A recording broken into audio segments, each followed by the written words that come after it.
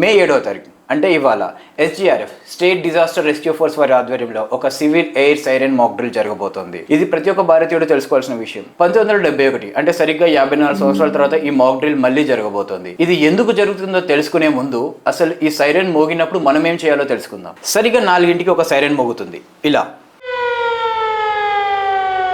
ఈ సైరన్ విన్న వెంటనే మీ ఇంట్లో ఉన్న ఎలక్ట్రిసిటీని ఆఫ్ చేసేసేయండి. ఎలక్ట్రిసిటీతో పనిచేసే ప్రతి ఒక్క అప్లయన్స్ని ఆఫ్ చేసేయండి. For example TV, air cooler, AC, everything అన్నిటిని ఆఫ్ చేసేసేయండి.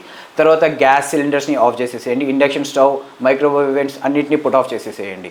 తర్వాత మీ విండోస్ని కంప్లీట్గా క్లోజ్ చేసేయండి. మీరు కనుక రోడ్ల మీద కానీ బజార్లలో కానీ తిరుగుతున్నట్లయితే సరిగ్గా ఏదైనా ఒక మంచి సేఫ్ హైడౌట్ ప్లేస్లోకి వెళ్ళి దాక్కోండి. ఇది చీకట్లో దాక్కోవడం కాదు, చీకట్లో సైతం ఐకమత్యంగా ఉండడం. ఇది భయపడడం కాదు. గుర్తుపెట్టుకోండి, దేశ భద్రత దేశ సరిహద్దుల్లో ఉన్న సిపాయితో పాటు దేశ లోగుల్లో ఉన్న సగటు సామాన్యుడి బాధ్యత కూడా.